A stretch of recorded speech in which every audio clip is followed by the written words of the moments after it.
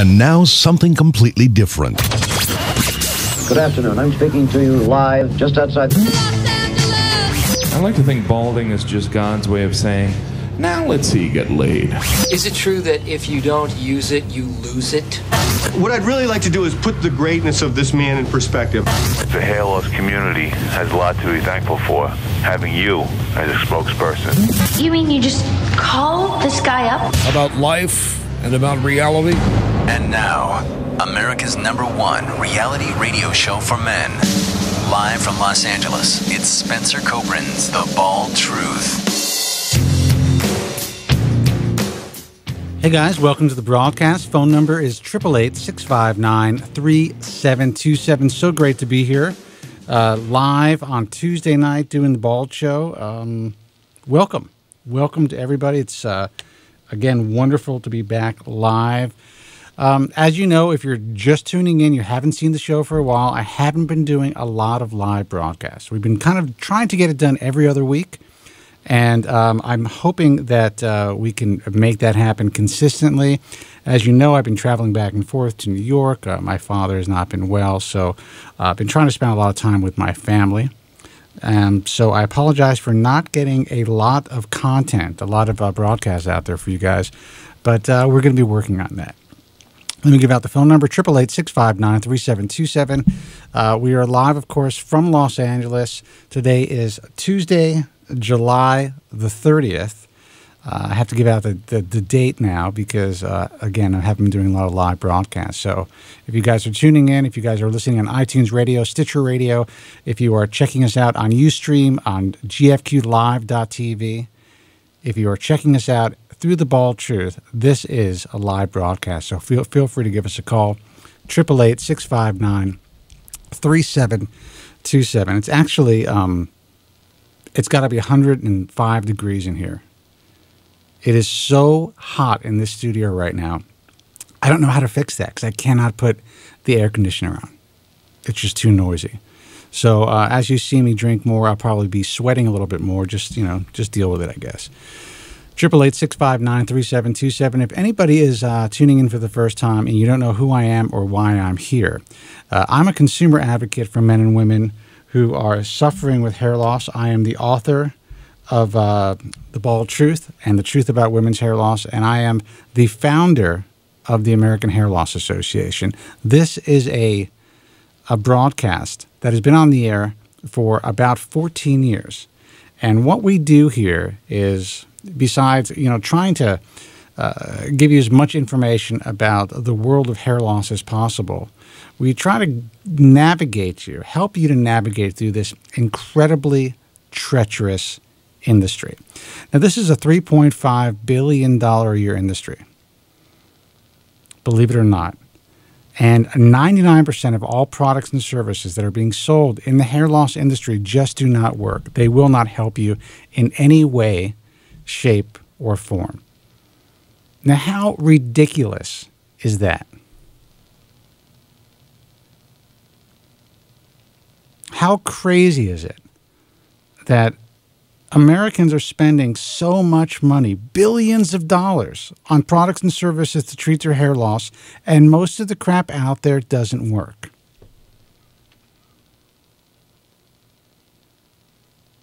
Well, if you've been around for a while, if you've been a hair loss sufferer for a while, if you've been trying to do something about your hair loss for a while, you know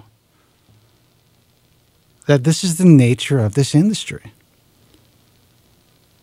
I'm just playing with my volume, guys, so you may hear some sound changes. You know that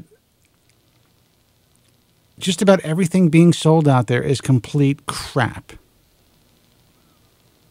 And if you're a guy who spends a lot of time online, say on Bald Truth Talk message forums, you would think that you would know this. But it still fucking amazes me at the shit that people are talking about on all the message forums. But I mean, God almighty, when I read some of the stuff on Bald Truth Talk, and I took the time to read the forum today like I do on most Tuesdays when I do this broadcast, I cannot believe some of the conversations that I'm seeing. I cannot believe what people are talking about. I cannot believe that people are hoping against hope.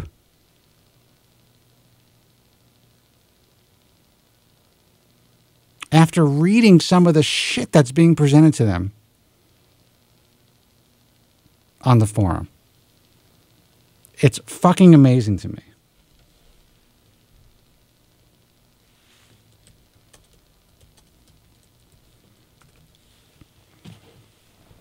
You know, sometimes I think I'm wasting my breath. Sometimes I think to myself, shit. I mean, how long am I going to be doing this? How long am I going to be doing this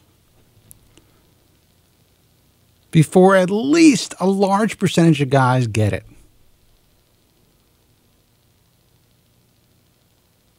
You know, it's important to note that I am not sponsored by any pharmaceutical companies. It's important to note that I only talk about products and services that I really believe in.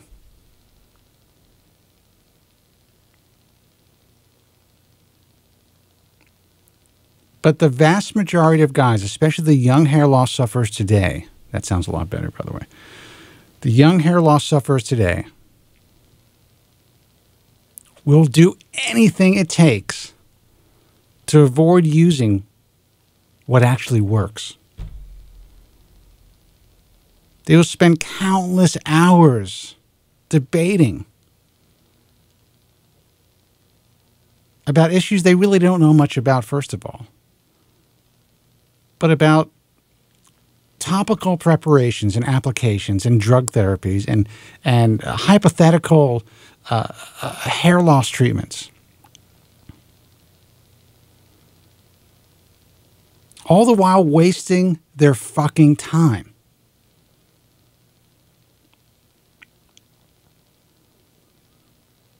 You know, don't take my word for it.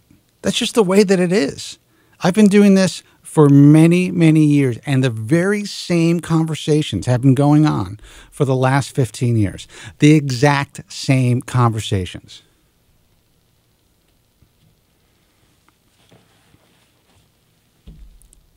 Discussing some of the same players. Some of the same players in the surgical arena. Some of the same players in the hair, quote-unquote, cloning arena.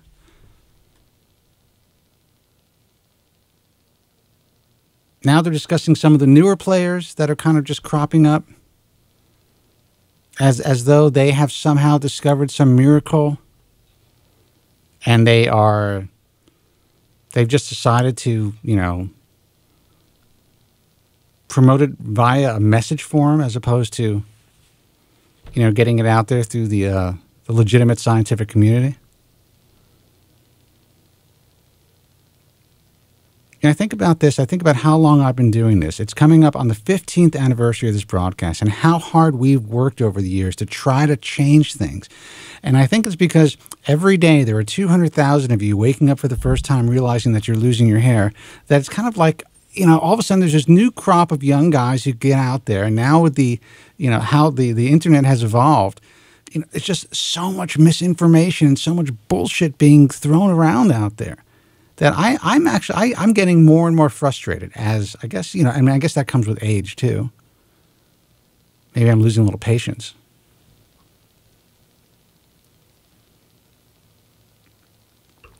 But my message is simple to you guys. Stop wasting your life. Stop wasting your time. I love the traffic to Bald Truth Talk.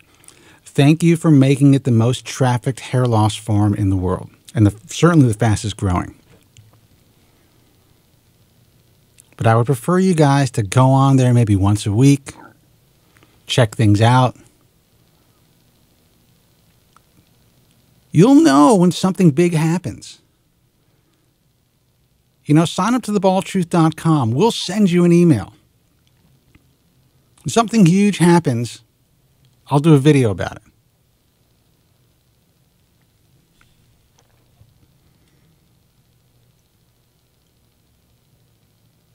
Anyway, listen, if you're new to the broadcast, You have any questions, concerns about your hair loss, this is your safe place. This is a place to get completely objective information about anything and everything hair loss. This is a place to learn and to share and to vent. But it's also a place that I hope helps people figure out how to deal with it, whether they're able to be helped as far as stopping their hair loss or regrowing their hair, or not. Not everyone can be helped out there. My goal has always been to try to create a place where people can just figure out a way to come to terms with what they're dealing with. I know that if my medication stops working, that if I can no longer paint the back of my head sufficiently to give the illusion that I have a lot of hair in the back, I know what my real options are. I have no problem wearing a partial hair system. I have worn them. I have no problem, if the time is right and if I believe that I will benefit from it, having surgical hair restoration. But right now, I don't want it. People ask me all the time, why don't you get a hair transplant? Why do you spend so much time painting your head in the morning? You know what? I don't want a hair transplant. I'm not going to sell hair transplants. I talk about hair transplants. I recommend, and I founded the International Alliance of Hair Restoration Surgeons because I wanted to create a much safer place for people to make a choice when they were considering surgical hair restoration. But just because I haven't had a hair transplant doesn't mean that I can't give you advice on what I know about this industry. And what I know about the reality of surgical hair restoration, and what I know works and what doesn't. I'm bringing that up because I always get a lot of shit for not having a hair transplant, but I recently got a very not so nice email from somebody who just seemed really hyper concerned with the fact that I have never chosen to have a hair transplant.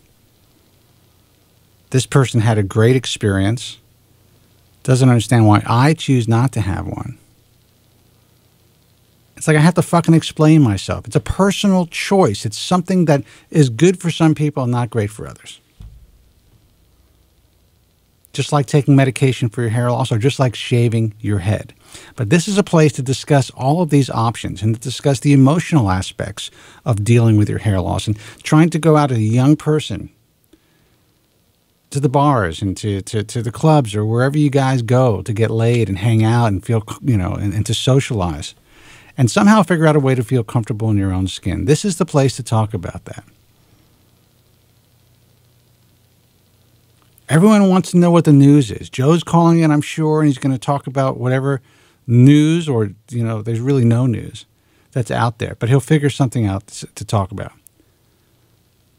When there is big news, I promise you, you'll know about it. And what I want this program to really focus on, I've been talking about this for years, is the emotional aspects of what we all deal with as hair loss sufferers. So if you have any questions, concerns about your hair loss, if you want to talk about your life as a hair loss sufferer, call us, 888-659-3727. Now, Joe, I know you're on hold, but honestly, 2 lines came on at the exact same time.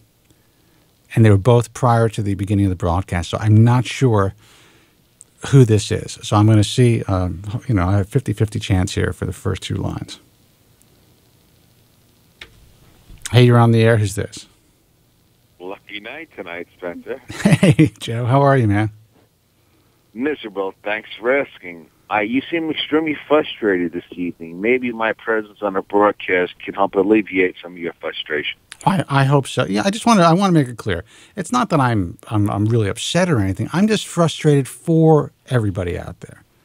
I'm frustrated for all the guys out there that are spending so much time needlessly struggling even more than they have to because they're so involved in the bullshit that's out there online. That's all. Well, Spencer, I'm going to divorce myself from my usual opening. I would like to dissect some of your opening comments, if you wouldn't mind. Yeah, go ahead. It's an interesting point, which I'd like to explore further, if you wouldn't mind, and then I'll get to the news. I don't mind. And would you like me to hold your opening until you get to the news, or until after you dissect my opening? Well, what do you mean that your engineer has my opening song piled up? Everything's ready for you, Joe. Okay. Give your engineer the high sign. All right. My name is Joe from Staten Island. My name is excuse me. My name is Would you like to reiterate it? My name is Have you heard it? Excuse me. My name is Joe from Staten Island. Hey, Joe. Okay, let me just dissect. I know you seem extremely, as I said, I would say frustrated, but shall we say, I don't know, not at ease tonight. Well, first of all, like you commented, $3.5 billion was spent last year in the United States on hair loss products. It may be more. That's actually an estimate. Yeah, I would say more like $5 billion, adding in the underground products. Okay? And less than 3 to 4% of hair loss sufferers are actually spending any money on their hair. Right. So just imagine if you had a really effective treatment, what would be spent annually in the United States on a hair loss? Well, we know that. We know $100 billion. It might be more. I mean, that's conservative estimate. Yeah. That point. Well, I've had a horrible 2 weeks, but rather than get into it, I think it's more important for the audience not to discuss my problems. I am schwitzing here, man. I have to figure out a way to build like a quiet air conditioner so that I can do the show in the summertime because it's so hot with these lights on. Go ahead. I'm sorry. So what? I mean, your air conditioner is too loud. Is that the problem? That's exactly the problem. My air conditioning units on the outside of the house are actually really right butted up against the wall of the studio. So there would be a vibration that would just drive me nuts, and you would hear it through the microphones. Well, Spencer, as you know, I'm a hair loss expert, but I am a layman when it comes to air conditioners. I would suggest you call an air conditioning company and explain your situation to them. Obviously, not to them. Well, they have electric air conditioners. They have a nice Mitsubishi makes a really nice model that's relatively quiet, but it still may be too loud for what I'm doing. Well, I'm sorry that you're uncomfortable. I just hope your hair is not suffering. No, I put a lot of spray on it. I know it's irritating. Like, as you know, I spend most of my day at the message forums. This is what I really do for. This is my life's work. Why, Joe? And why? I got to ask you, why? What do you get out of it? Because I'm petrified I'm going to miss something. But what's crazy is like you don't participate. You don't really post. So I mean, you just read. You're just a lurker. Spencer, I just don't have I've become such a hermit and such a bedridden person that I don't have the ability to actually even post. Yeah.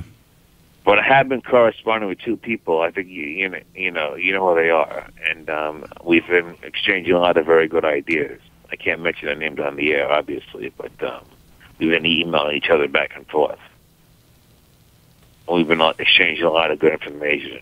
Now, secondly, you made a point that hair loss sufferers are constantly talking about the same stuff on the forums for the past 15 years. It's true. I've been with you for 15 years, and it's the same stuff over and over again. Well, the bottom line is, I think the reason for that being is that we've had no real new drugs, FDA-approved drugs put on the market. Well, absolutely. But the thing is, they're talking about and they're still trying to concentrate on ways to circumvent using the FDA-approved drugs, or to circumvent conventional, tried and true surgical hair restoration. Stuff that we know, procedures that we know, if done correctly, and if you're a good candidate, actually work and can be life-changing if it's done right, and if you happen to not be one of the unfortunate souls that may have some complications. That could always happen. But they will do whatever it takes to circumvent what we have available to us today. And what I find fascinating is that there's so much bitterness out there because people think that, these scientists aren't working fast enough, or no one's funding these, these companies these companies get plenty of funding. It has nothing to do with money. It has nothing to do with these guys working harder or working faster. They haven't fucking figured it out yet. They're working as fast as they possibly can. They want to make money like everybody else. But as you know, the hair loss community has been very, very, stunned, shocked, in the state of chaos of the announcement you made on 2 weeks ago's program about Kenny Washenix. You spoke to him about Adirond's temporarily shutting down due to lack of funding. That's right. That's right. It's very, very hard. I'm sure you received thousands of emails. Well, I received quite a few emails. Let's put it that way. And I've received quite a few angry emails, upset emails. I've received 2 emails actually that, one broke my heart because this poor guy, he actually wrote me from Norway of all places. This guy was pinning his hopes on this. I don't even understand how that's possible. But when I go into the forums and I read the conversations and I read the discussions, then I get it.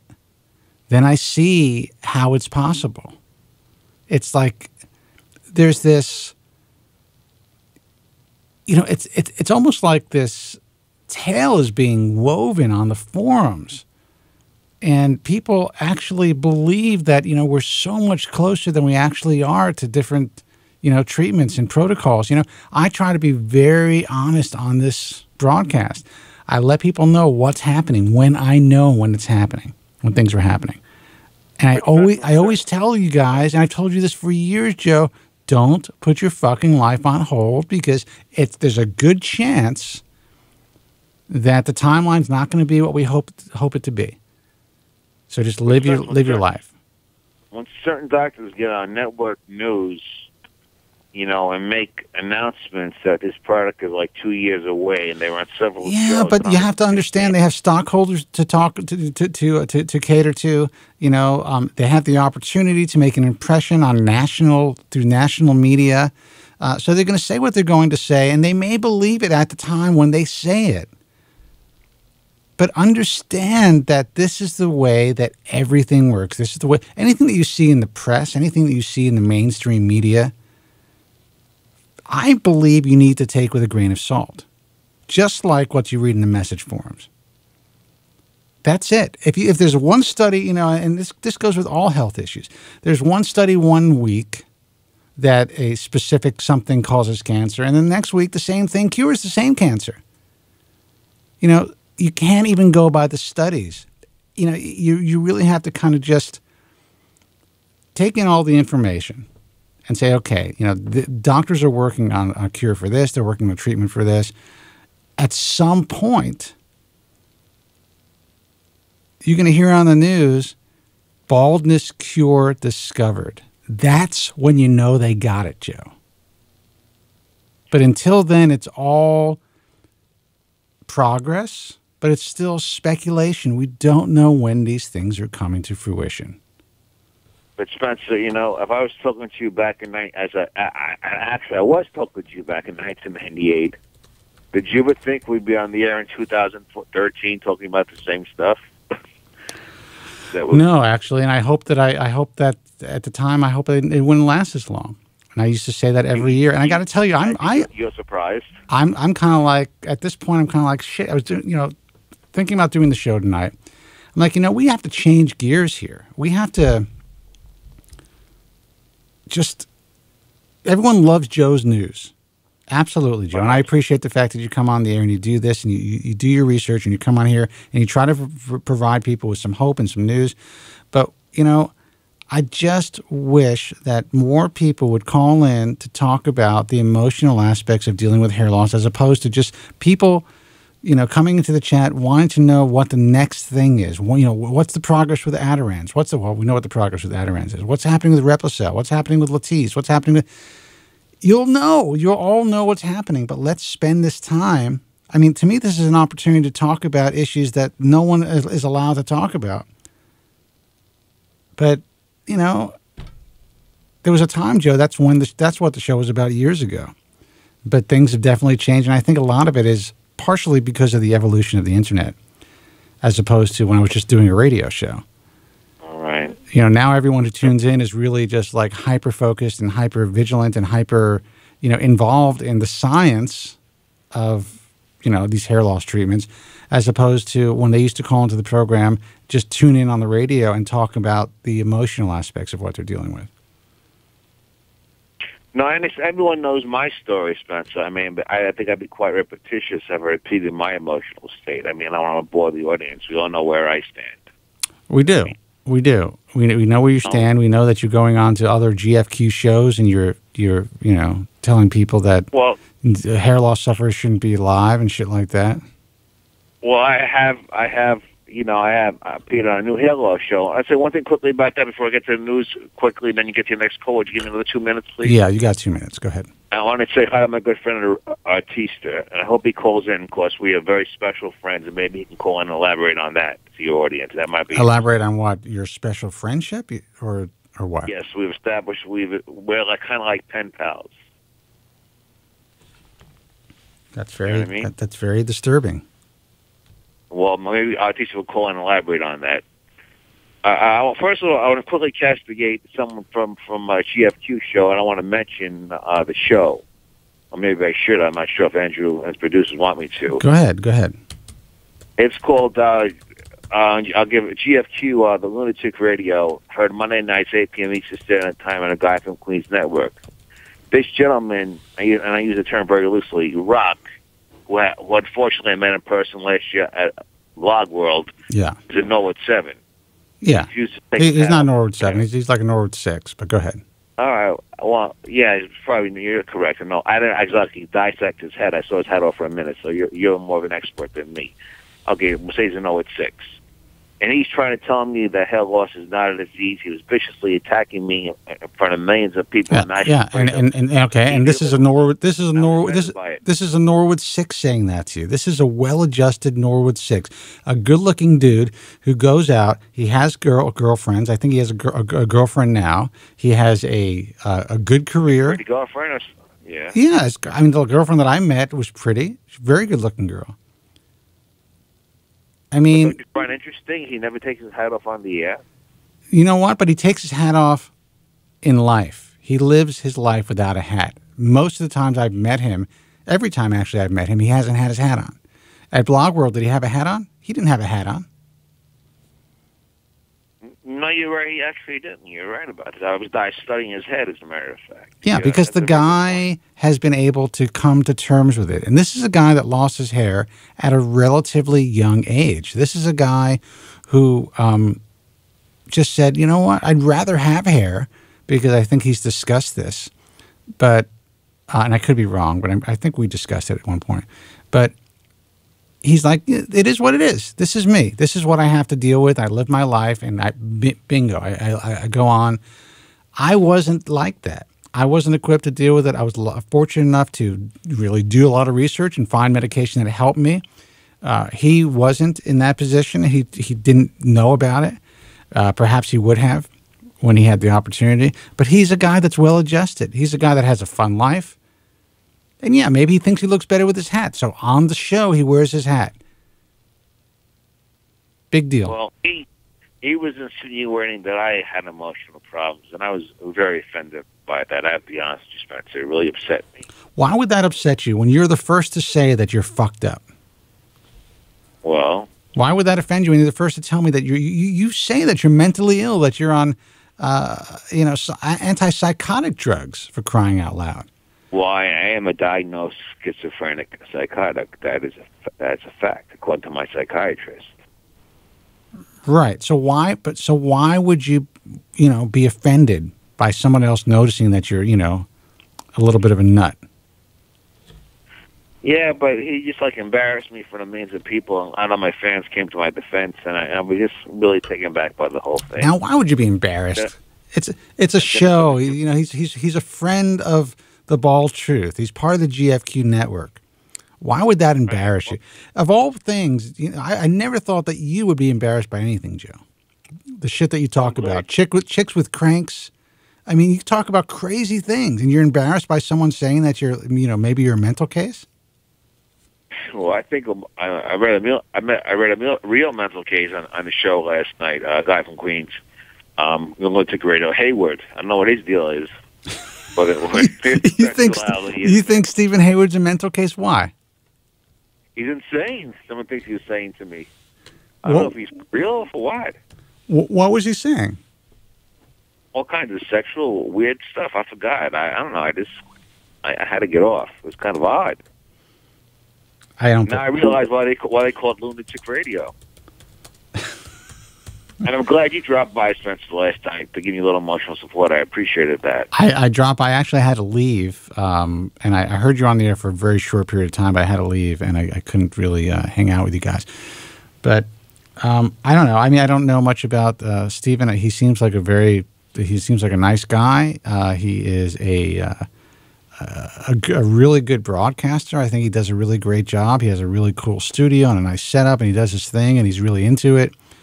But you have to understand, Joe, that I think the average person who doesn't tune into the Bald Truth regularly for the last 15 years, when they kind of get a load of you, it flips them out. It's hard for them to kind of comprehend that someone is serious or as serious about some of the things that you say. Hold on.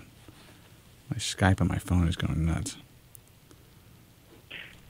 Go ahead. But I'm sorry. For some reason, he's encouraging me to become a regular on his program. I mean, I'm so busy in my hair work, I don't have time for that. Who?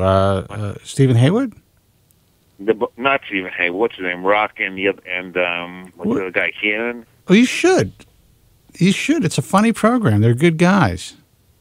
Well, maybe I can become friends with them. I was a little taken back the way that with the attacks with the hair and everything else. I'm traumatized enough.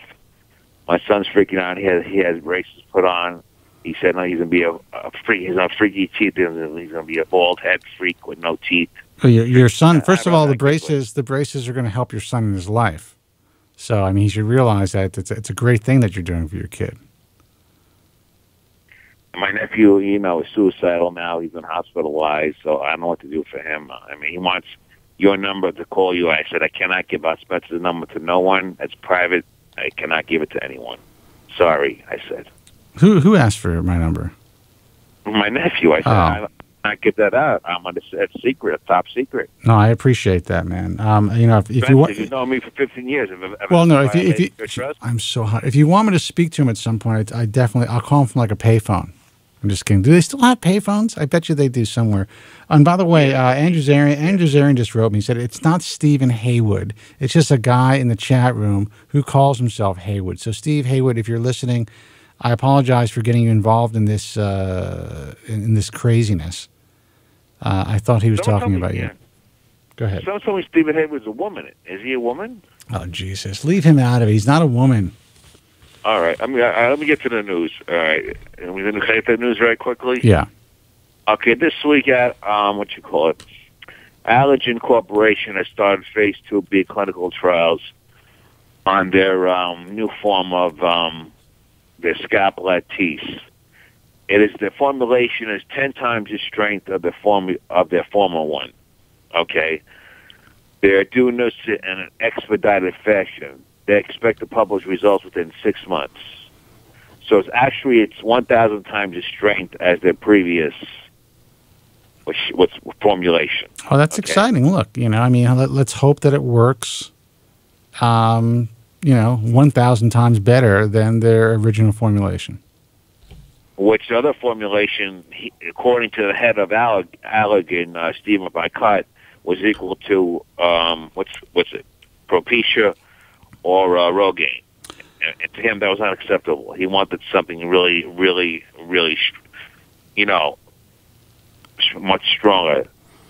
Look, Joe, it would be great if this comes to fruition and when it comes to fruition, but there's still going to be, it's funny because I always say, this is going to be a great alternative for those who especially if it's more effective than Rogaine and finasteride, and also for those who are afraid of using finasteride. But then there's going to be a whole group of people who are going to claim to have side effects from this extra strength bimidprost. And there's going to be all kinds of craziness that comes out about that. And it's just, the whole thing is, it's so frustrating and unfortunate to me. And that's why I'm frustrated today, because when I read the stories from these young guys, the guys that write me who are in so much pain and they're so shit scared to try what we have available to us today, it's kind of like I just throw up my hands and say, fuck, I mean, what do people want? Exactly, Joe. What do people want? Now, you're willing to try anything, and I appreciate that. But what are these? But what do these guys want? They want to do. They don't want any possibility of any type of adverse reaction to any treatment. That doesn't exist in this world. It doesn't exist. Every drug has side effects. Read the labels. Aspirin can kill you from anaphylactic shock. Listen, first of all, and also aspirin. There was a recent study. A guy posted in the forum. He's the guy Paul. What does it go by? Anyway, he posted in the forum months ago. There was a study, and I think it was done here in the United States, of men ages, I think it's 40 to 55, who were prescribed low-dose aspirin for preventing heart disease and stroke. They had a 28% greater chance of suffering from adverse sexual side effects, sexual dysfunction, ED, impotence. 28% of those, not 28% greater chance, 28% of those in the study suffered from erectile dysfunction. From aspirin. I mean, think about that. That's a lot more than 2% from Propecia. Yeah. So, you know what I think you should do? You should put up a website, aspirinhelp.com. Give me 30 seconds more, please. One more piece of news. There's been a big article that Derma rolling. I don't know if you heard about this. It's been a recent study. I do. I've been Derma rolling for quite a long time, actually. For your face, for your facial. For my face, right.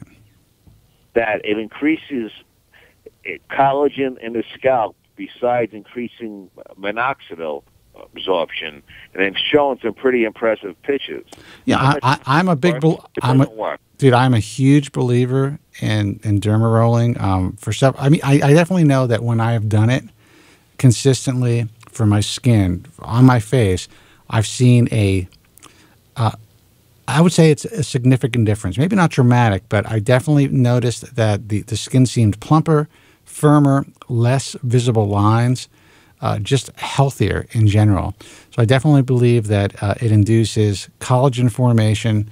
I know that Dr. Joseph Greco and he's actually the guy that turned me on to doing it.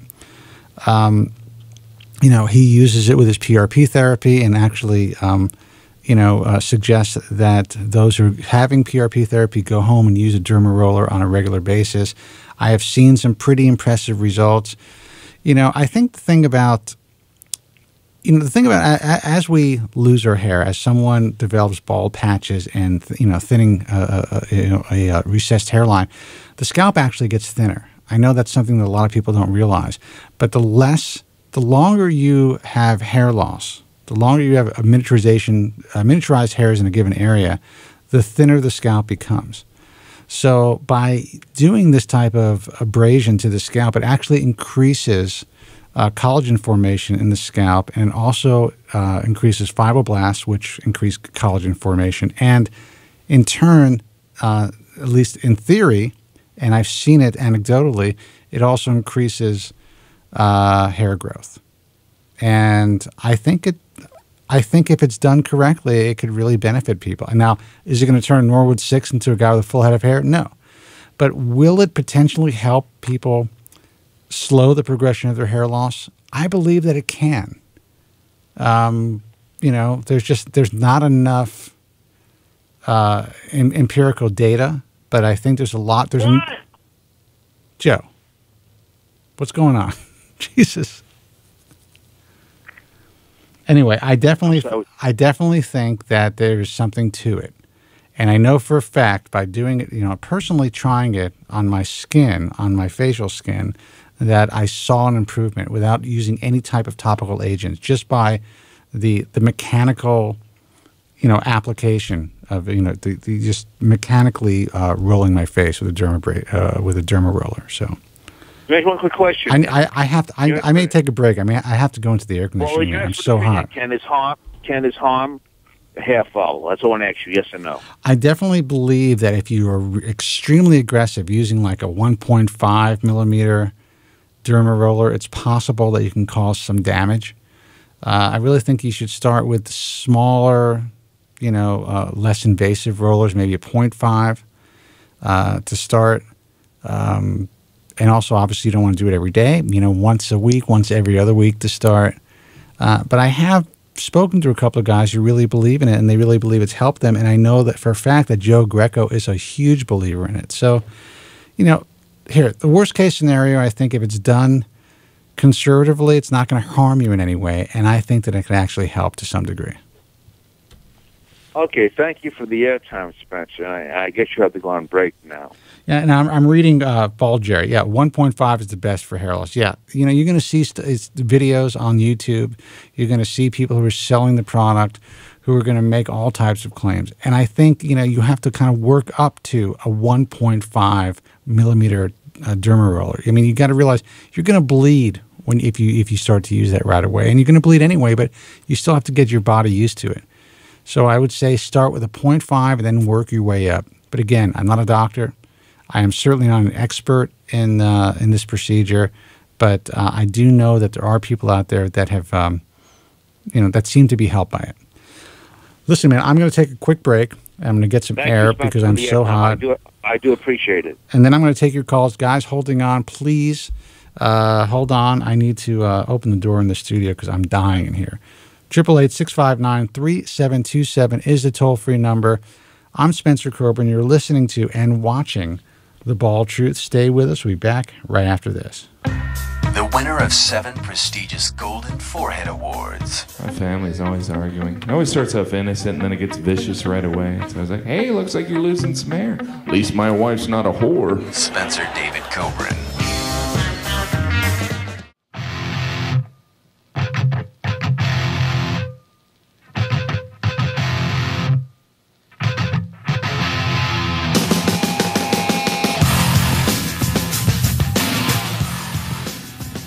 Hey guys, welcome back. Thanks for hanging out. Phone number is 888-659-3727. We are live from I just checked the temperature in here is 92 degrees in this studio. Live in Los Angeles from my incredibly hot studio. It's amazing how hot it gets in here. 888-659-3727. We're live. July the 30th, 2013. We're coming up on the 15th anniversary of The Bald Truth, which is fucking insane because I will tell you this, that when I started on WABC radio back in 1998, I will never forget the shit that I got from the program directors, the station managers, the talent, the people behind the mic, my family, my friends, and everyone who thought that doing a hair loss show was fucking ridiculous.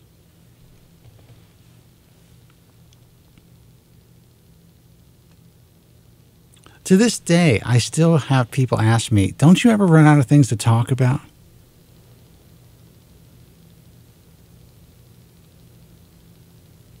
I had guys who would, like some of the biggest guys in the business, tell me, you can never be successful in radio doing a show that's just such a niche broadcast.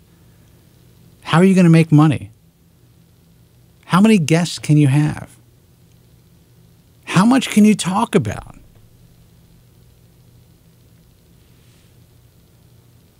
It's 15 years later, guys. And while I love doing this broadcast, I couldn't continue doing it if I wasn't making a living from it. So for all of the naysayers in radio, go fuck yourselves. You guys are all out of work right now, and I'm still on the fucking air. Triple eight 659-3727. So I don't know. I just made myself laugh because I know, there's one guy in particular I know. I saw him on Facebook about 3 years ago, literally begging for donations because he was going to be kicked out of his apartment.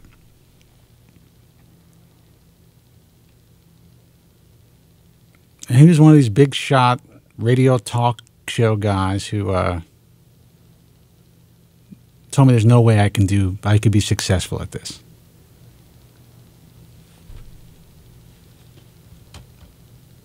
So I want to thank all of you guys, all of my fans, all of my detractors, all of the people that spend the time to listen to the broadcast, watch the broadcast over the years, to write about me, to talk shit about me, whatever you're doing. I want to thank you because you made me and the Bald Truth relevant for all these years.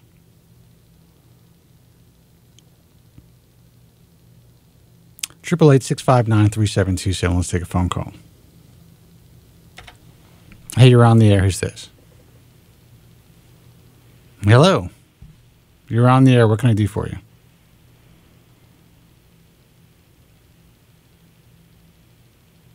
I'll give you one more opportunity to speak because you've been on hold for like 25 minutes. Can you hear me? All right. Hey, you're on the air. Who's this? It's me. Oh, you. You hurt my feelings, Spencer. How did I hurt your feelings? You can. I'm the only caller who's remained with you for 15 years. All right. So what does that have? What did I say have to do with you, Joe? I just wish you would have mentioned that. I'm very sensitive. My God, Jesus Christ! I'm outraged. Johnny from Ohio jumped ship. George jumped ship. Desmond jumped ship. I'm not Desmond. Destin. Why are you outraged? George. Why should these guys? Why do these guys have to hang out and suffer with all of you motherfuckers every single week?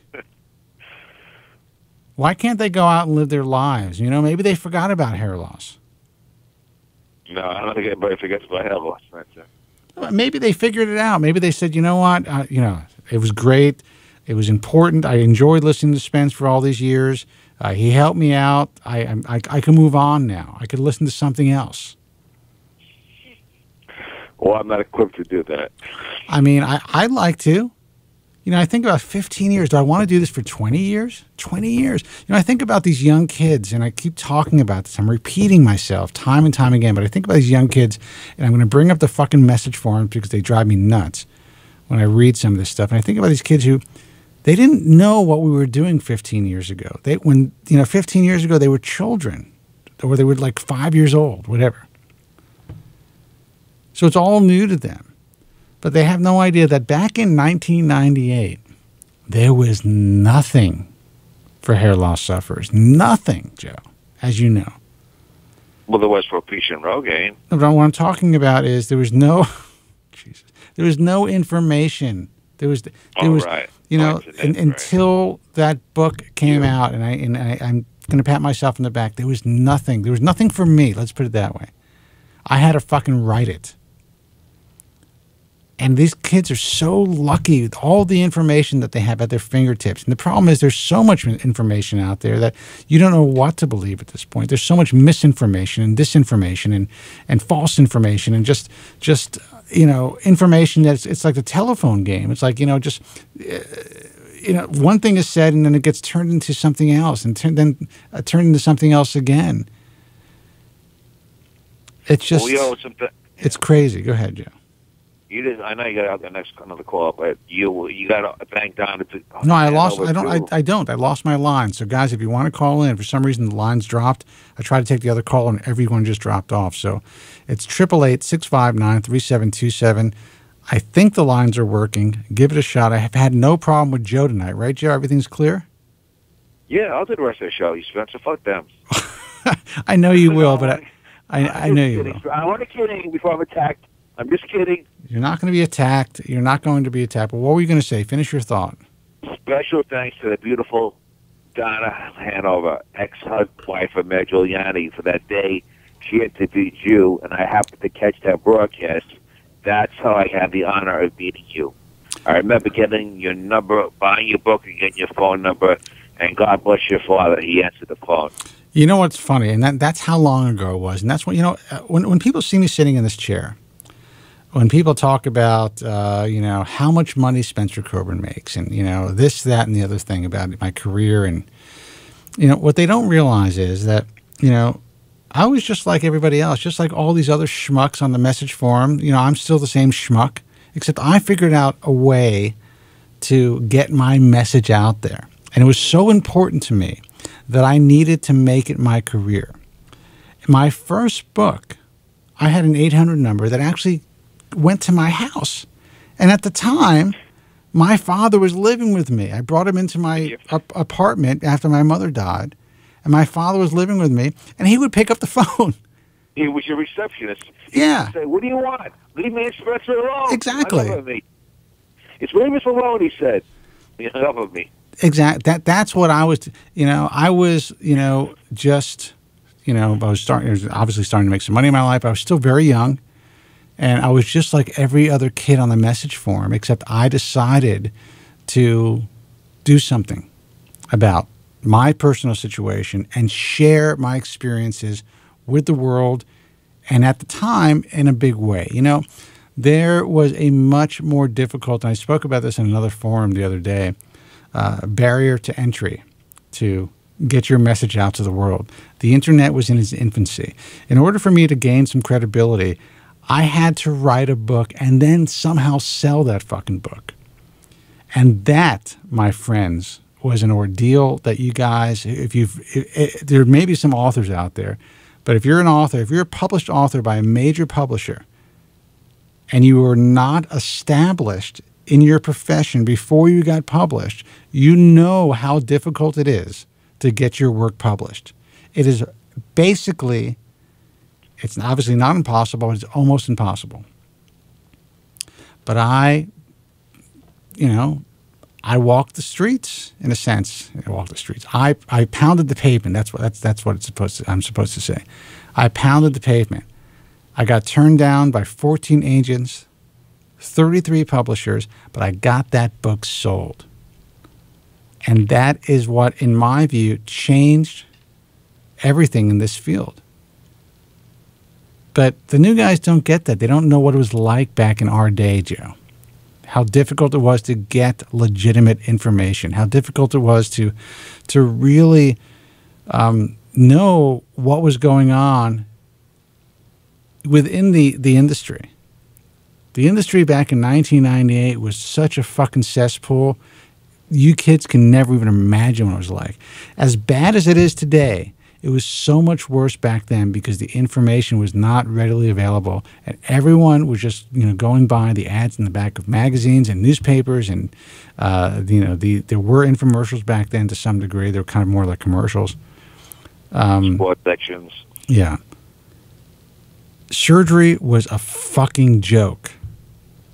And when I started back in the day, there were 11 doctors, 11, who had committed to doing follicular unit transplantation using stereomicroscopic dissection and using pure follicular units. 11 doctors, and the rest of the hair transplant community basically turned their back on this procedure.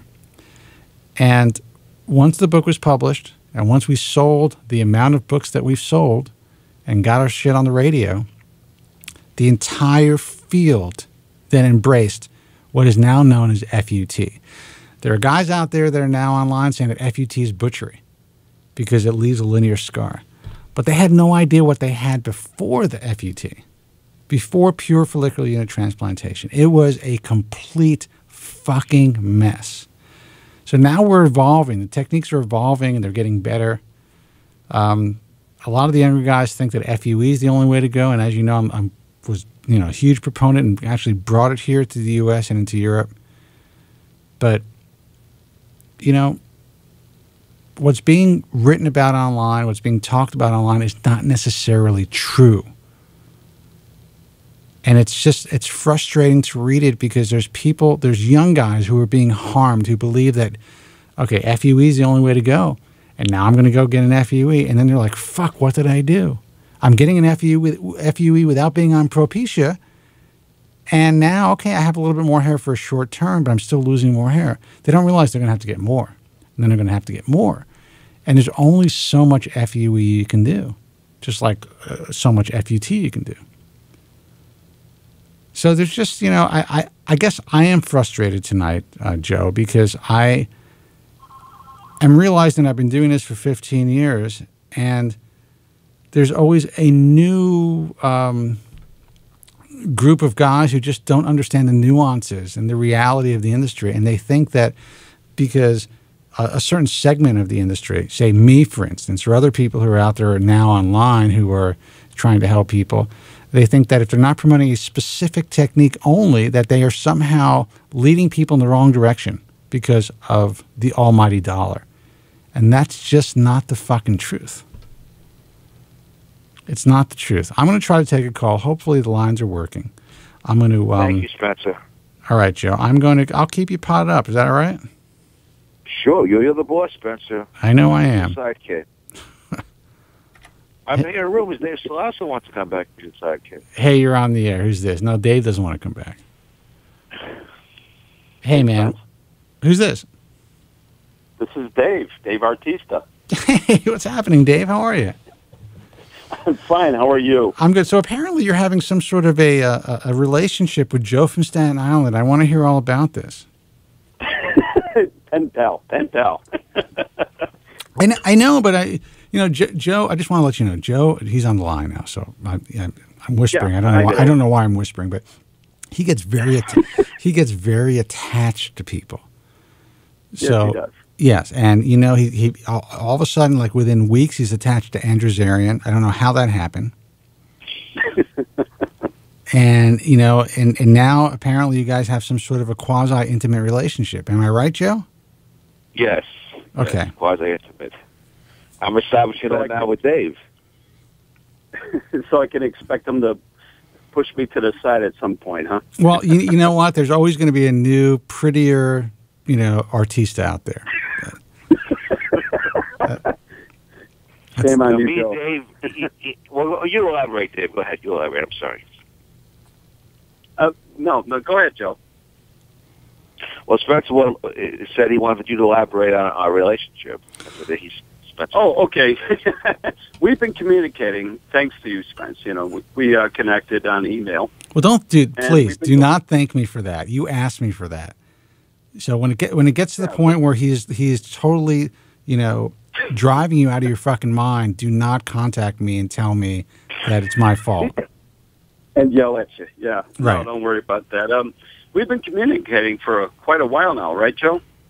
Yes, Dave. I think about almost a month now since Spencer gave you my email address. I gave it to him and asked him to forward it to you. Yeah, it's been about that long. Now, I've been quite concerned about you, Joe. I mean, I don't know why the Aarons thing has really affected you as it has. It's devastated me, Dave.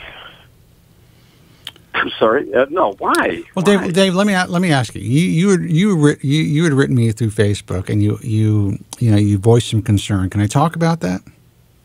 Certainly. Okay. Yeah. Well, I just want to let you know. I just want to let you know, Joe, that Dave wrote me. He voiced some concern about you because you seem so affected by the Adirondack situation, and. Yeah. I didn't even know what to write the guy at this point. I could have written him back and said, you know what, Joe's just out of his fucking mind. Ignore him. Or, I could have given him some guidance. I didn't know what to do, Joe, because part of me, I know you, and part of me thinks, some of it's a shtick. Not with the Adirondack.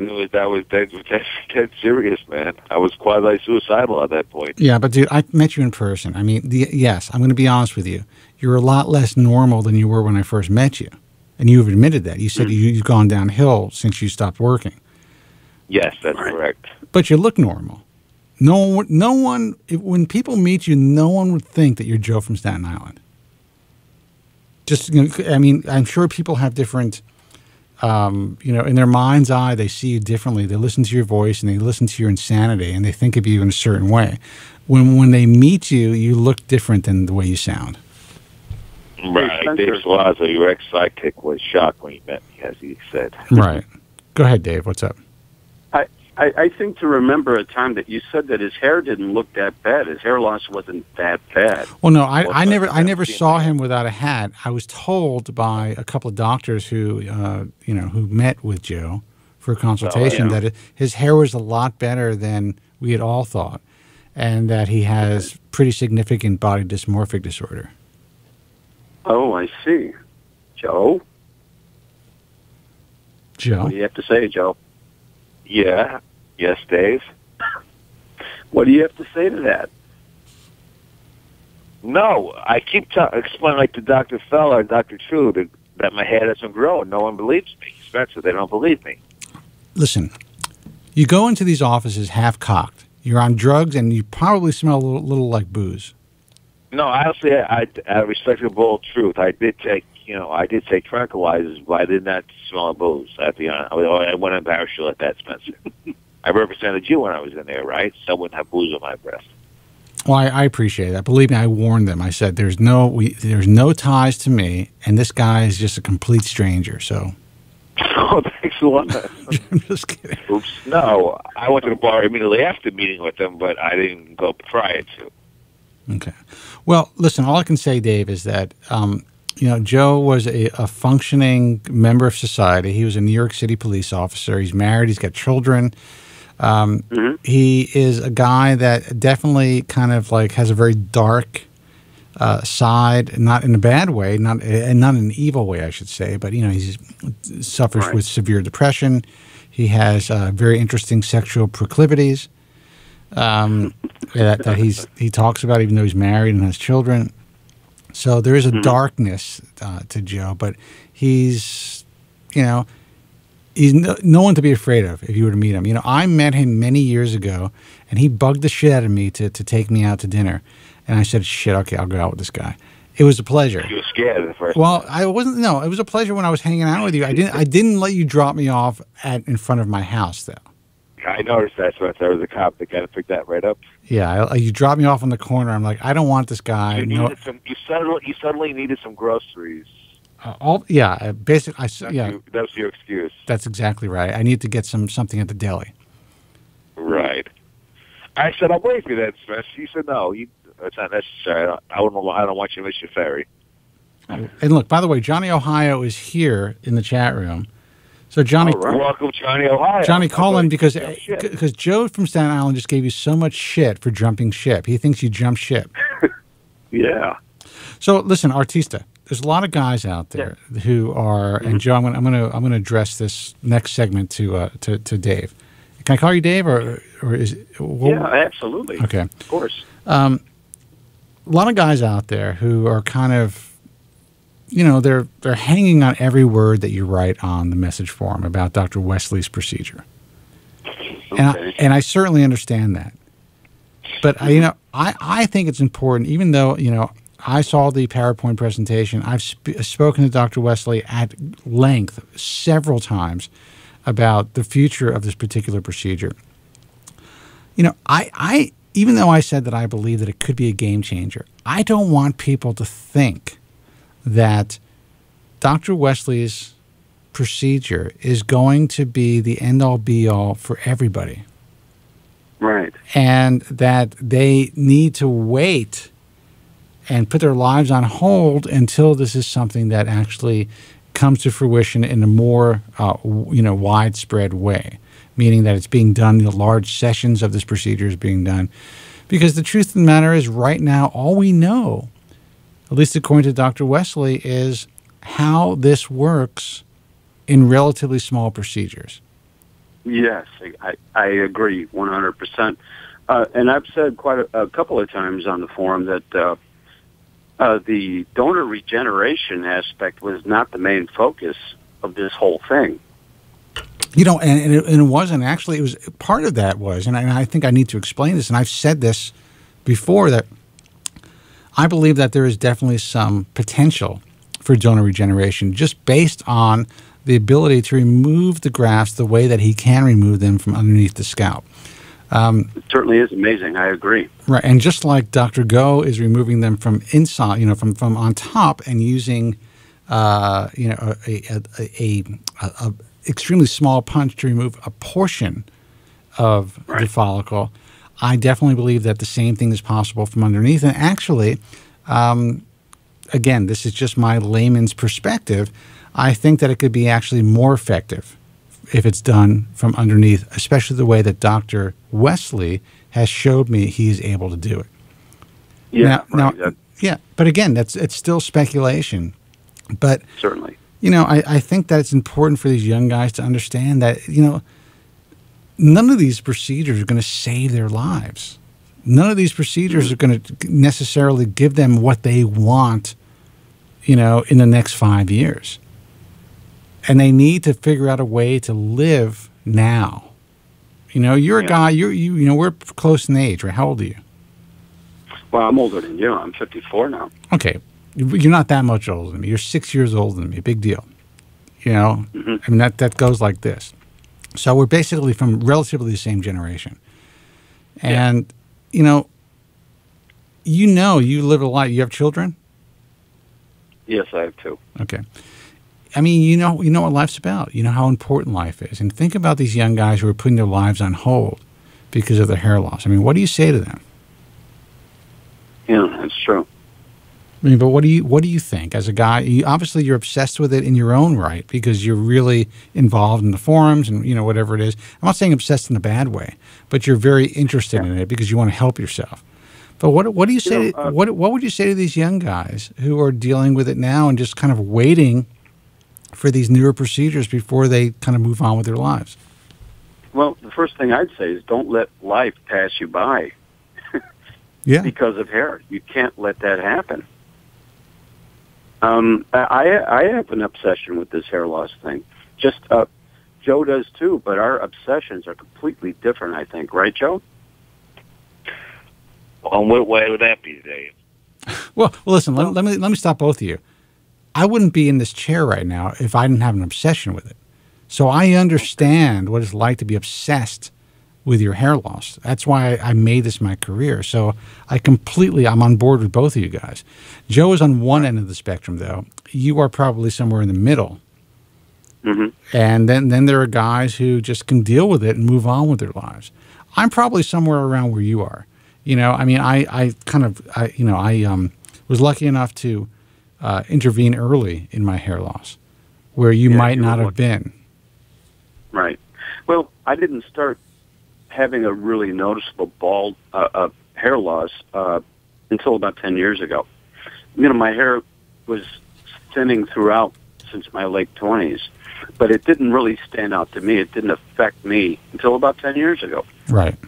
So that's when I started doing the research. And to this day, I have not had anything done. I haven't gone through any treatments. I haven't tried to thin. I have never tried minoxidil. So apparently it's not bothered me that much.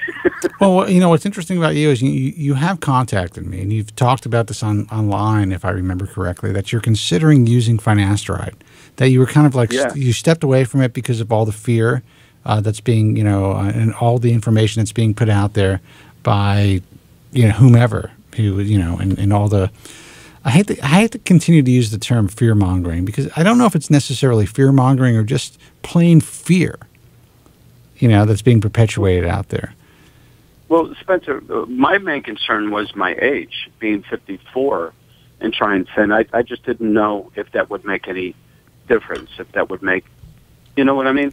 Well, I will tell you this, just anecdotally, I will tell you the older guys that start using it seem to have absolutely zero problems.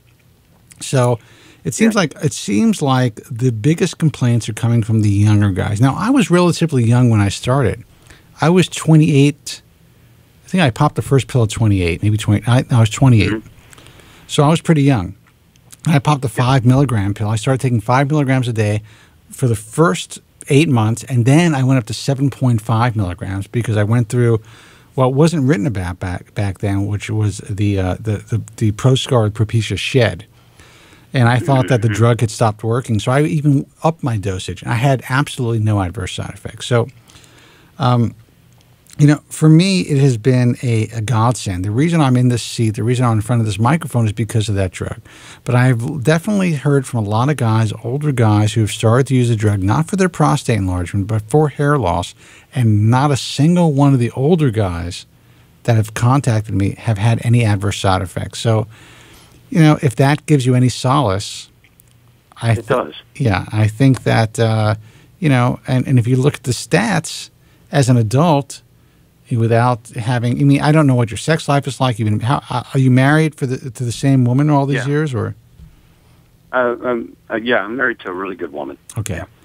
Well, I can guarantee you that if there was an issue, and I can guarantee you, I can't guarantee you this, but it's probably going to be temporary, then, she'd work through it with you until you get off the drug or whatever it is. But I highly doubt that. I'm sorry? I was just saying, yeah, she would. Yeah. She'd understand. Yeah, I definitely think you should speak to your derm about it, your urologist about it, and really just, if it's something you really want to do, then, you go for it. But I don't know what your hair loss situation is. You've told me, I think you were like, a Norwood 3 or 4? No, I think I'm like a 5. I think I'm a Norwood 5. No, do you see yourself progressing still? I'm not sure. I think it's stabilizing where it is right now. Well, then honestly, if you don't think you're progressing, then medication may not be an option for you. You may not want to even, go that route. It's hard to say. It's really hard to say. I'm so afraid that one day that my hair is going to look like my dad's before he passed away. He was like a Norwood 7.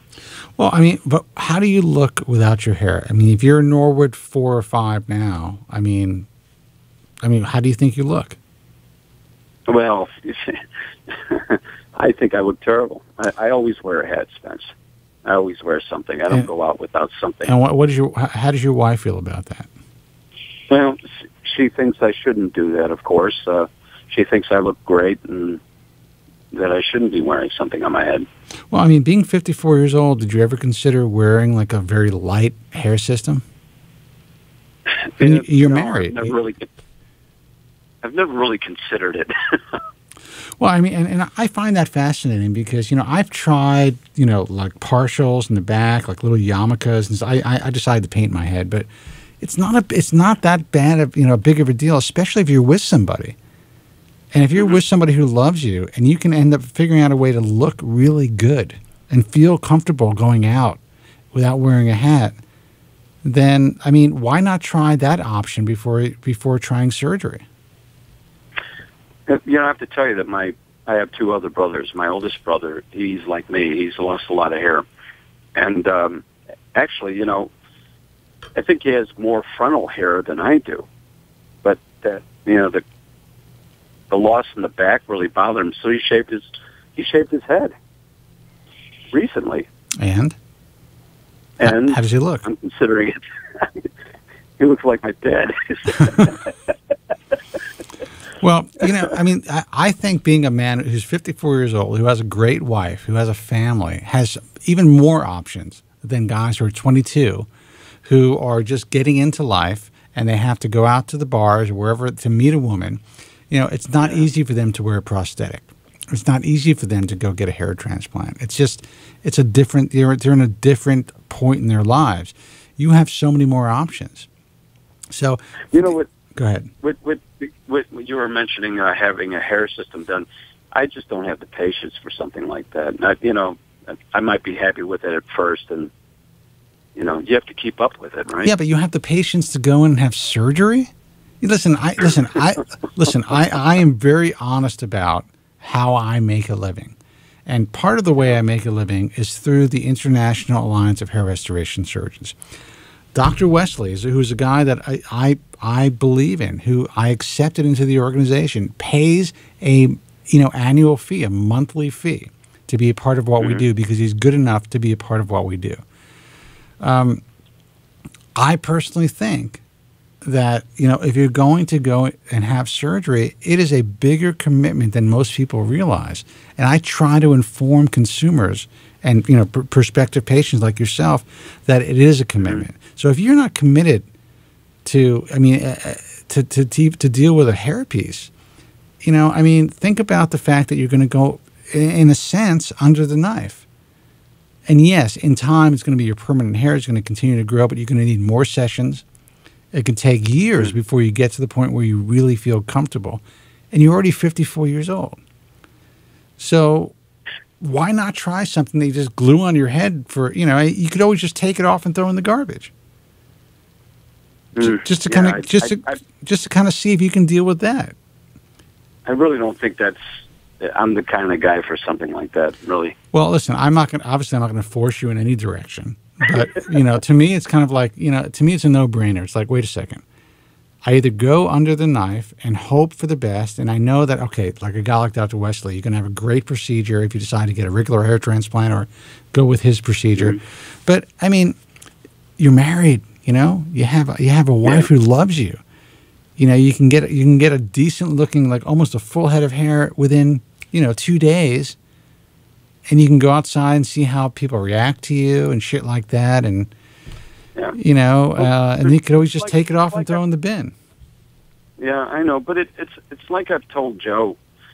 I'm not looking for a full head of hair. I'm looking just for a little improvement. If I can get my hair back to what it looked like 10 years ago, I'd be happy with that. And that's an interesting point. Again, I don't sell hair pieces, so I make no money doing this. So the reason I'm saying this is that people think that a hair piece is like you have to get a hair piece that makes you look like you have a full bushy head of hair. There are hair pieces that are so thin that a guy could look like they're balding, but it's still more hair than they currently have, and it's very inconspicuous. The most conspicuous hair pieces are the guys that have, like, make them look like they have a full head of hair. So I try to tell Joe to give that a shot, but he won't listen to me. Right, Joe? No, in all due respect, Spencer, I think people who wear hair pieces are kind of odd. You're not odd. I think they're very fashionable. It's odd. It's odd if they have a hairpiece that's really outrageously, it doesn't look normal. It doesn't look real, right? Well, I can tell you this. I know a guy who's one of the most highly functioning people and I spoke about this guy on the air before.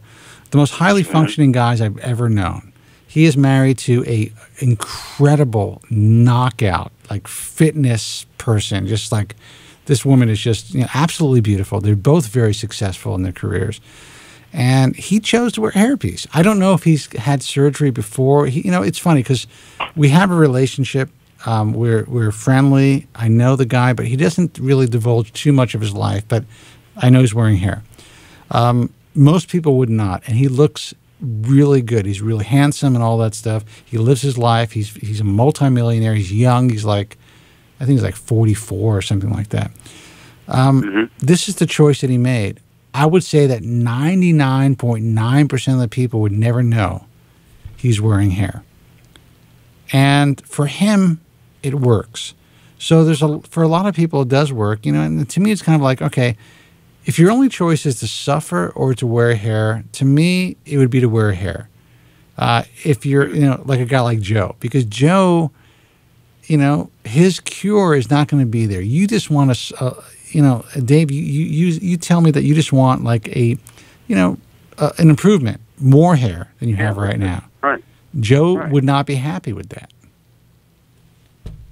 I know, Joe. So. No, I would accept more hair than I have now. If you had like donor doubling, things like of that nature, or Dr. Wesley has, donor regeneration, I would go for something like that.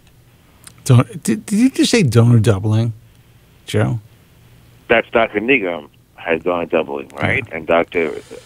Wesley allegedly has donor regeneration. Am I correct? All right. I'm going to ask both of you guys who are, and I'm going to take a call after this. I mean, both of you guys have spent so much time on the forum. I mean, Dave, what do you think about Dr. Negum's donor doubling? Well, there's been some recent threads being put out there. He had posted some photographs that looked awfully suspect, if you ask me. I'm sure you've seen them. I have seen them, and this is my concern. We've had correspondence. He recently wrote me, and he wrote me a very, I'll just say, a very passionate email. And I told him, listen, dude, I am, going back and forth like basically every week to see my dad. My dad is basically, he's dying. That's just the way that it is. My main priority is not to get you on my show. But when the time is right, I invited Dr. Cole to come on. I would love you to be on board and do a moderated discussion with Dr. Cole about your technique. Great, whatever it is. And he said, and he apologized and said, I did hear your dad was ill. Whenever you have time, I'd be more than happy to do the show. Great. But this is my concern. I have been talked about online, defamed online. People have said some really terrible things about me, like a lot of people on the message forums. As a professional and as someone who really kind of understands who he is and believes in what he does and knows the truth, I would never go out there and attempt to, battle it out in the trenches with anonymous posters on an internet forum. No. I certainly don't think that it helps Dr. Neagham's case to act the way that he does on the message forums. Forget about all the pictures.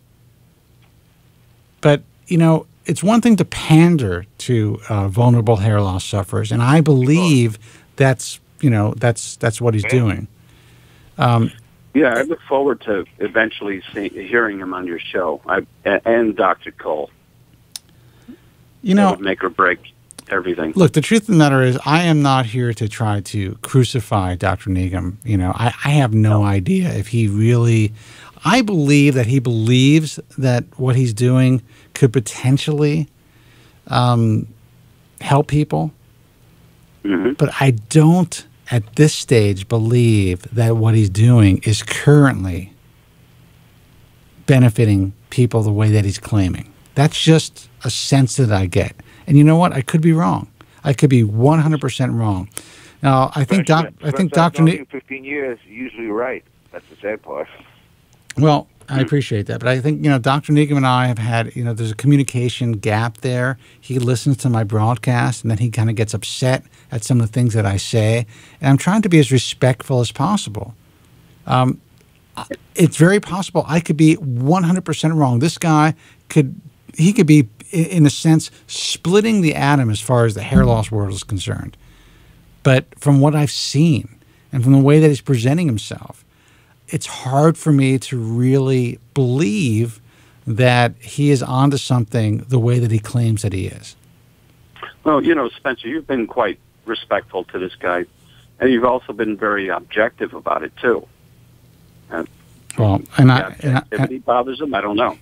Well, I appreciate that. And I think one thing that he needs to understand is that I allow the conversation to go on what's currently the most trafficked hair loss forum in the world.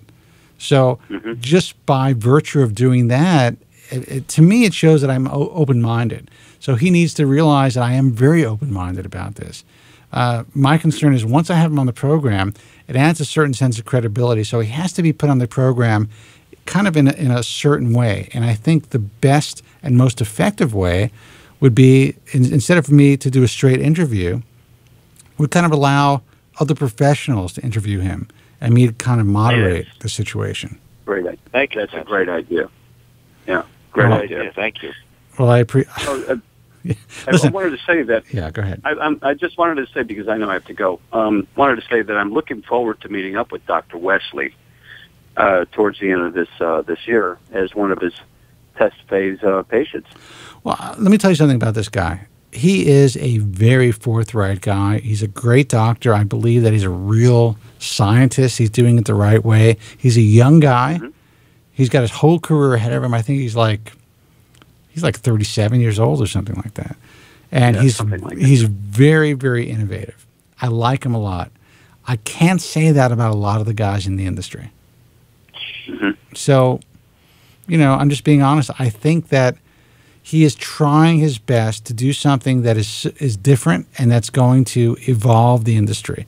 Will it happen, in the way that we hope that it will happen? I don't know.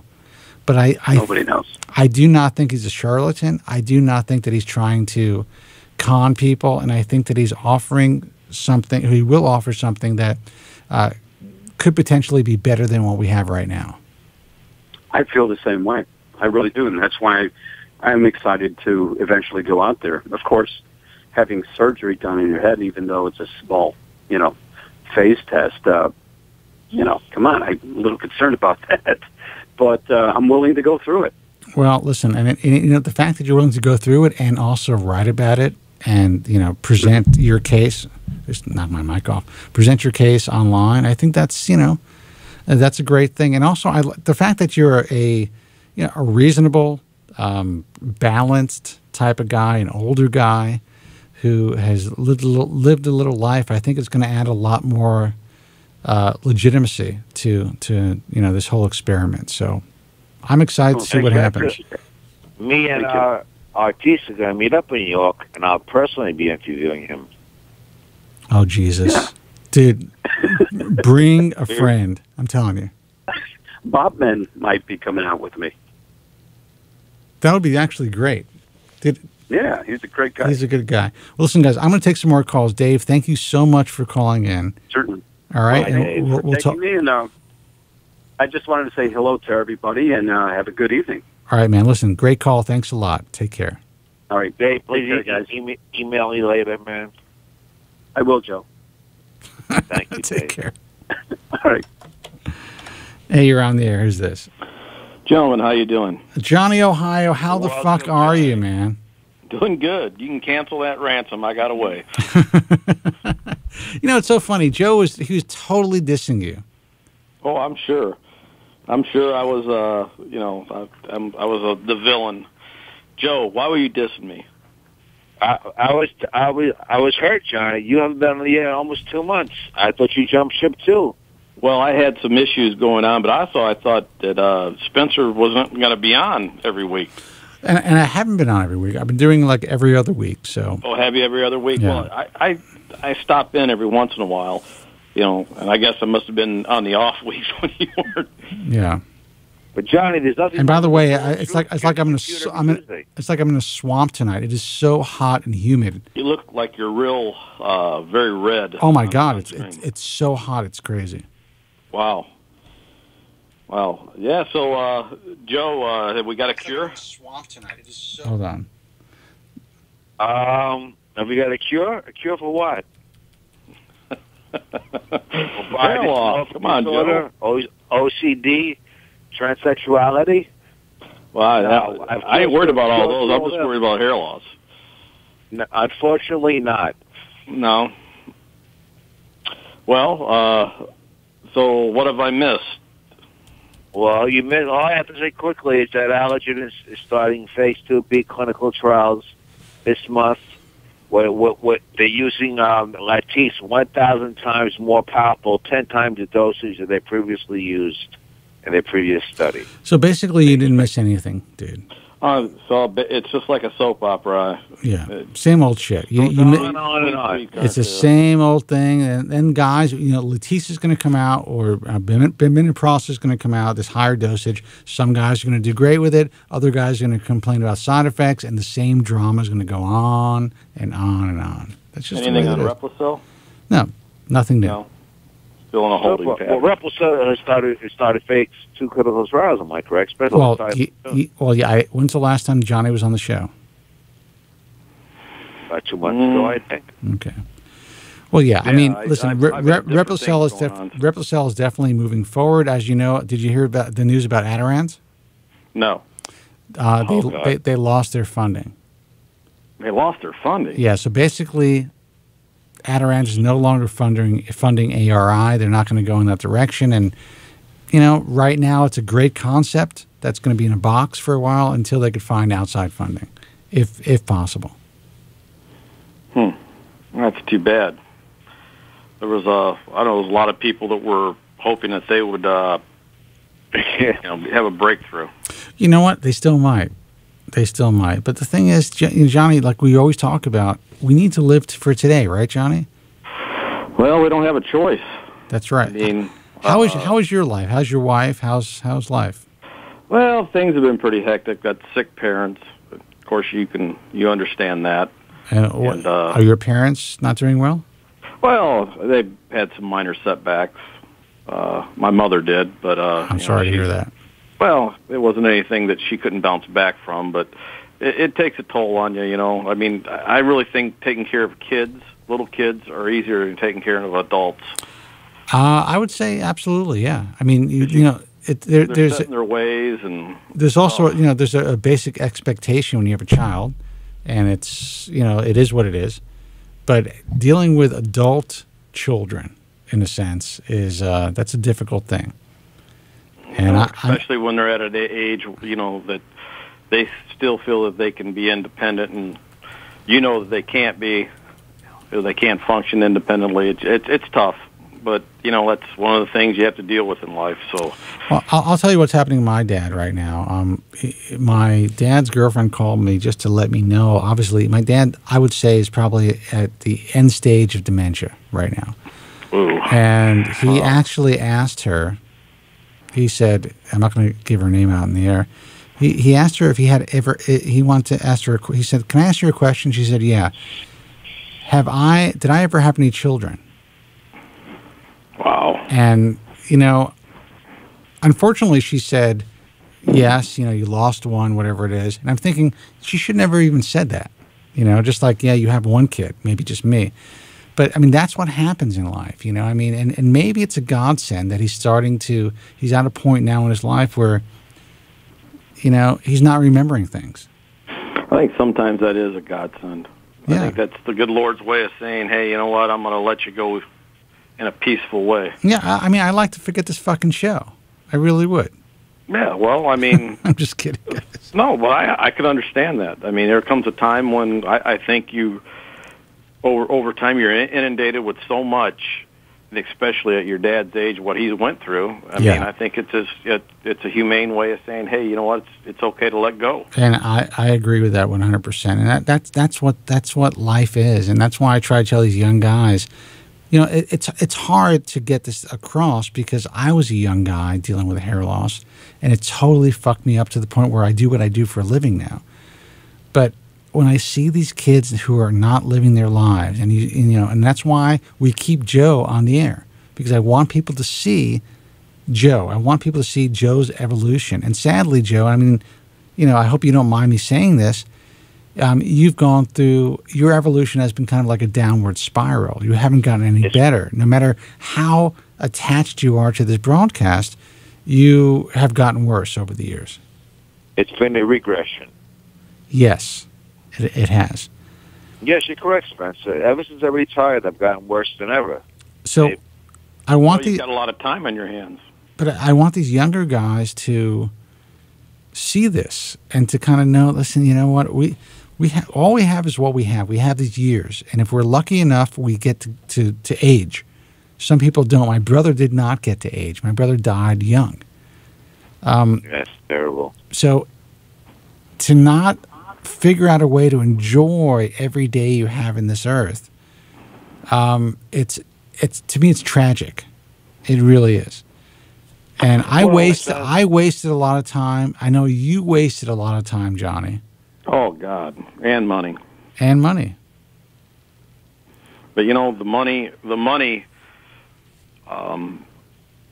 is nothing compared to the results and the poor workmanship. I mean, I would spend twice that much to go back in time and not have the botched hair transplants that I had. But I can't do that. It's done and it's over with. So you just make the best of it. But why are you able to make the best of it and Joe's not? Well, I guess it's an individual thing. Then again, I never went through what he did through 9/11.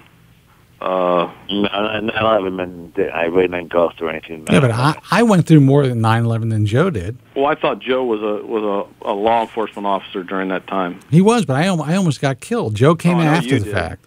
I know you did, and I mean, I guess people just handle. I just put a hat on, and just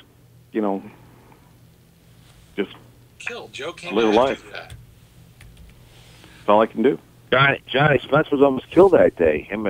I know he was almost killed that day, and his common law and the cats and dog and seriously, I was in Brooklyn that day guarding voting machines. To be honest with you, and keep making sure my hat was kept nice and tight. Joe was one of those cops that drove in there around those little carts, those little scooters. Cushmans. Yes, we had on all times. Jesus.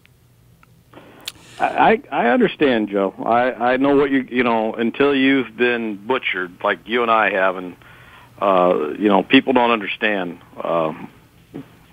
But again, you've got a very lovely wife and great kids. I would hope. Johnny, please retract the last statement about my wife.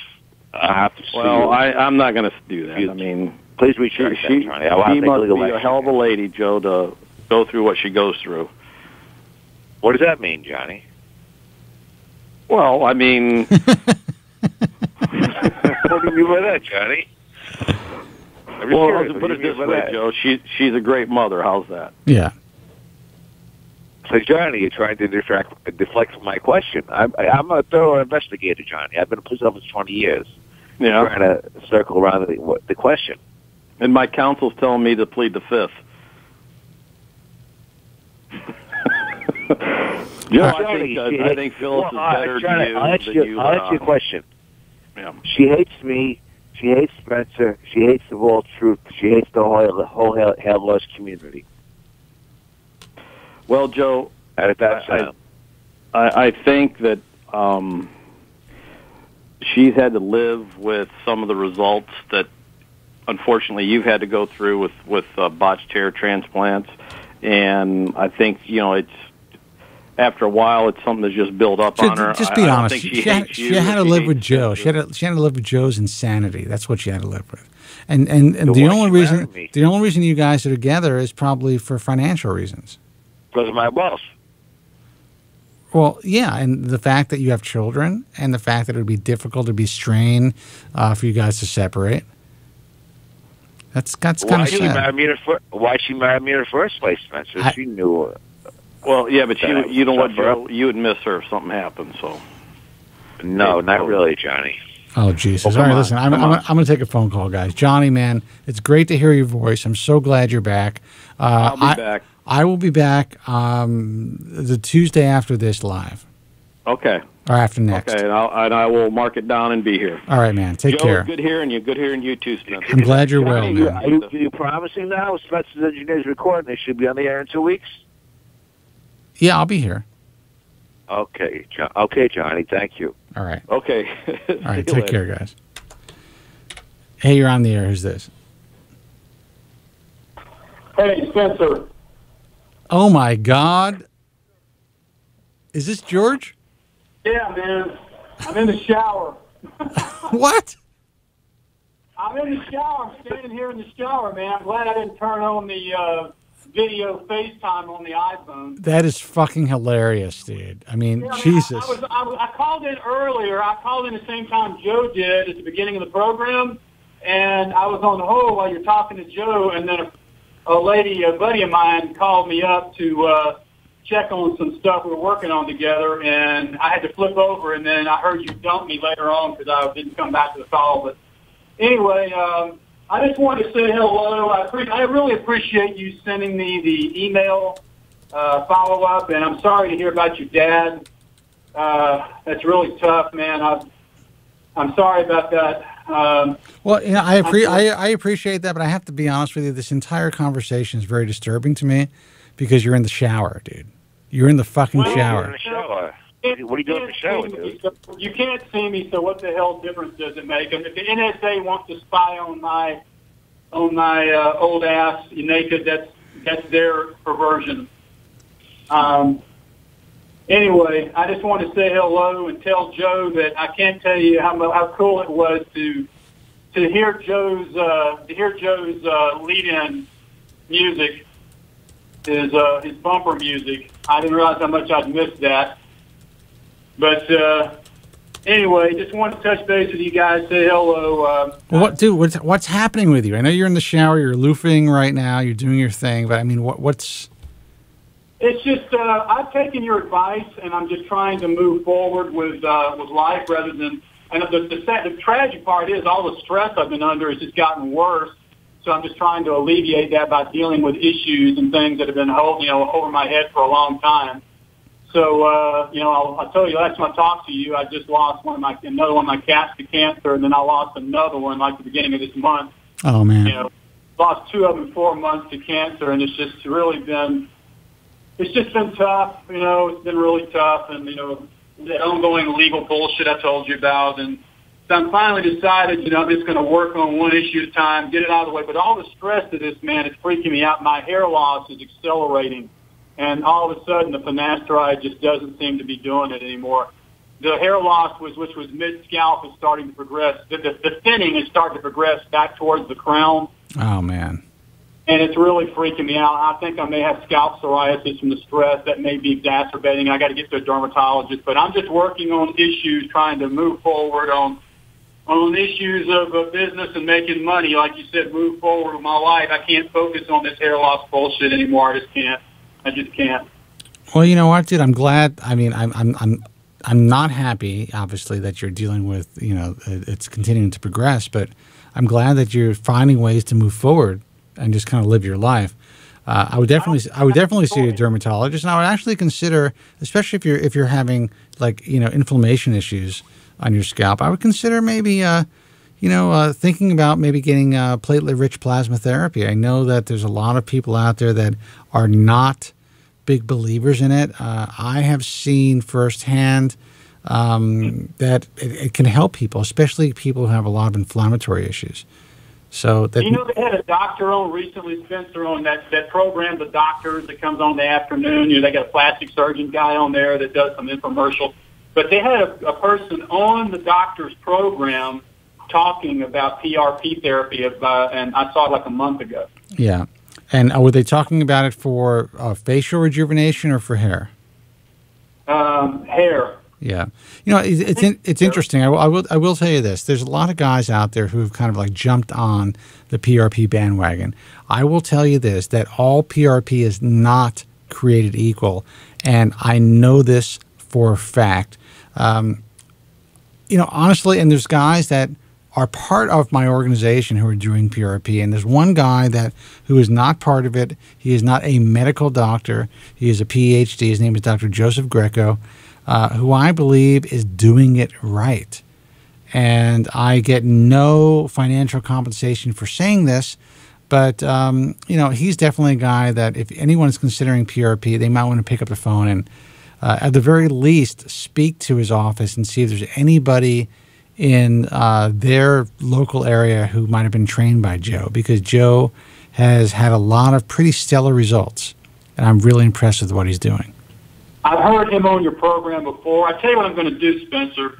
I'm going to, now that I'm resolving some of these other issues and moving forward on all fronts, I'm going to go back to my dermatologist and see if he can give me a better diagnosis of what's going on with my scalp. I've been having these little, bloody scabs, little eruptions on my scalp, and I end up scratching at it, and it ends up little bloody scabs and stuff. I'm sure it's probably just stress, or it may be actually all the stress may have created a psoriasis situation. I don't know.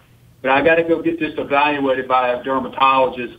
And when I figure that out and get something more definitive on a diagnosis, I'll get back with you either, about email or on the program. And maybe you can give me some guidance from there about which direction I should go. But oh, absolutely. Listen, we will be back on the week after this live. So, when you're out of the shower, give us a call, and we'll talk more. All right, man? I'm looking forward to it. And tell, is Joe there live on the phone? Yeah, he is. Joe, buddy, it's good to hear your voice, man. I've missed you. But George, by the way, I hope you came to conclusion in the shower, man. Oh, Jesus. Yeah. Oh, my God. Only Joe would ask that question. He's got to ruin everything. Only he would ask that question. I meant to conclude the shower. I appreciate his life. That's what I meant. But Spencer, I'm going to keep you and your family in my prayers, and I'm sorry to hear about your dad's progressing dementia. I know that's just got to be really, really incredibly heartbreaking. I saw it happen to my grandmother, whom we lost back in 2008, but she was like 92, and to watch her go from being a very sharp as a knife, lucid person, and when I was growing up, and watch her the last 3 or 4 years just descend into that, it was really gut-wrenching. It was tough. Well, and I appreciate that. It is tough, and I think it's important, a lot of people kind of keep this stuff close to their vest, but I think it's important to kind of share this information with my listeners and my followers and my viewers because, this is life, man. This is part of life. And, if you're lucky enough to get to my father's age, then this is the type of shit that happens to you. Isn't he like 90? He's going to be 90, yeah. Yeah, well, my grandmother, when we lost in 2008, her twin brother is still alive. I talked to him on May 17th on his 98th birthday, and he's still lucid. Isn't that funny? That's my birthday too. May 17th? Yeah. That's my grandmother's birthday. So he turned 98, and I called him down in Largo, Florida. He lives in one of these big retirement towers, one of these fancy retirement towers where they wait on him hand and foot. And he's in a wheelchair and got a diaper on, but he's still got all his marbles, And so it's just his wife, they're having all these problems. They keep falling and shit keeps happening and all that. But you know what's even worse? That could happen in your 40s.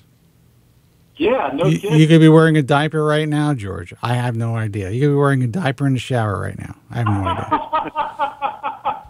I'm glad to see you have not lost your sense of humor. Sounds cool, I tell you, man. I never realized how much I was going to miss the program until it wasn't there every week, and then I was found myself feeling this maudlin sort of sense of loss, strangely enough. Well, you know what? That's very kind of you to say, and I appreciate that. And listen, we're not going to be, bi-weekly forever. I'm sure, when the time is right, we'll come back, and do it every week. Well, God bless you, Joe. It's good to talk to you, buddy. And I'm sorry I missed Johnny from Ohio. And you heard from Marcus lately? Is he all right? I haven't heard from him. Actually, he probably called maybe a month and a half ago, something like that, 2 months ago. Yeah, how about our buddy, the engineer guy, the TJ, I'm sure he's fine. He kind of disappeared, but I'm sure he's good. He called maybe three months ago. Tell Suncast I said hello, and I take it you're still working with Andrew Zarian. And Absolutely. Well, tell him I said hello. I hope to be back in the loop for too long. I'm just going in 15 directions now, trying to get life back on track. So. All right, George. Well, listen, we wish you the best of luck. It's great to hear from you, and we'll talk to you soon, all right? Tell your better half I said hello. Hope she's doing well. I will. She is. I appreciate it. Can you leave me on hold just to listen? Sure. Absolutely. Well, I'm wrapping up in 3 minutes, but yeah, you can listen till the end. All right, thanks. All right. I castigated these guys on the air and they immediately called up. That's what happens. Dude, you are a powerful motherfucker. No, not compared to you. You're God. Oh, shut up. I appreciate that. You're a God. I'm like a nobody. I have to be a God to survive the heat of this studio. I am sweating. Like, my chair is probably wet at this point. But, guys, listen, I appreciate all of you guys calling in. We are wrapping up the broadcast. I will be back the week. Let's see. Let me look at my calendar to make sure that I will be back. Today is the 30th, the 6th, the 13th. I will be back on the 13th live to do a live broadcast. But we're going to be taping a couple of broadcasts. Let's see. The week of the 5th. So we should have some taped stuff, which I think is going to be pretty interesting for you guys during that week on thebaldtruth.com. Also, that is fed into baldtruthtalk.com, so you can see some live stuff. And, guys, take my advice. You usually don't, unfortunately, especially the young guys. Go out there, live your lives, try to do the best that you can. Hair loss sucks, believe me. I am the Harry Houdini or the David Copperfield of the comb over at this point. But I still try to enjoy my life and live it every day, one day at a time. So the best advice that I can give you is to try to figure out a way to get comfortable, to feel comfortable in your own skin, and enjoy yourselves, because we don't know what's going to happen tomorrow. And I can tell you this, that the cure for hair loss is not going to be here tomorrow. It may be here in 10 days, it may be here in 3 years, maybe here in 10 years. But God, just don't let your time just pass you by, because it does fly by. And you know what? The truth of the matter is, I'm going to be 50 years old in 2 years. 50. Now you're older than me, Joe. So I mean, you're already in your 50s. But I mean, I started doing this. I sold my book when I was 31 years old. I've been doing this forever. I was a young man when I got into this field.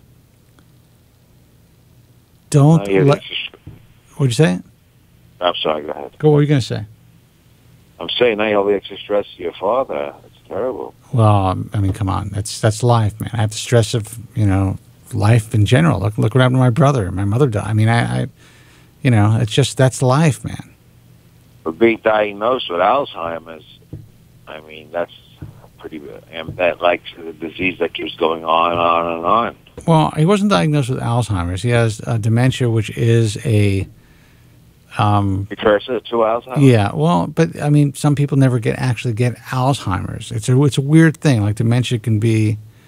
You can get full-blown, like, end-stage dementia without actually getting Alzheimer's. I don't understand it, but it's that's life, dude. That's just the way that it is.